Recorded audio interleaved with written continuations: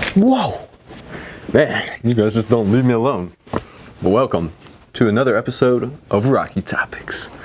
This episode is sponsored by the Daily Beacon's special edition issue of the paper on the census and primary voting. Today, we asked students here on Rocky Top, what question would they ask on the census? You know, they don't always ask the same, couple of questions. They give some crazy ones in there, so let's see what students have to say. I'll see you in a bit. I think knowing the population's favorite color as a whole, we could finally settle that question. What kind of cheese would you prefer in your quesadilla? What's your favorite strawberry? What's your favorite fruit? What do you consider to be your ancestral culture and homeland, and do you identify more with that or your American one? Do you see yourself being in the same position 5 years from now? Isn't it every 5 or 10 years?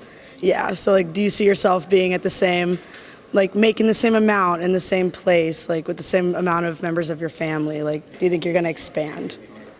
I think I'd probably ask maybe average monthly utility costs, seeing if you're overpaying or underpaying in your local area. So I'd maybe ask for monthly utility costs or monthly rent costs and compare that with the national average. I guess I would ask, have you done something illegal that you haven't been convicted for?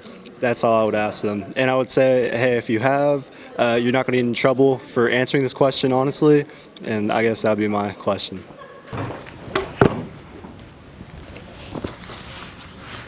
Oh, hey. Well, they sure did ask some crazy questions on this episode. If they were making the census, whew, man, it'd be wild. Make sure you check out the special edition issue of the Daily Beacon newspaper on shelves now about the census and primary voting. I hope you enjoyed, and I'll see you on the next episode. Now, let me get to my reading on boiler construction cost in this big ol' combustion Bible.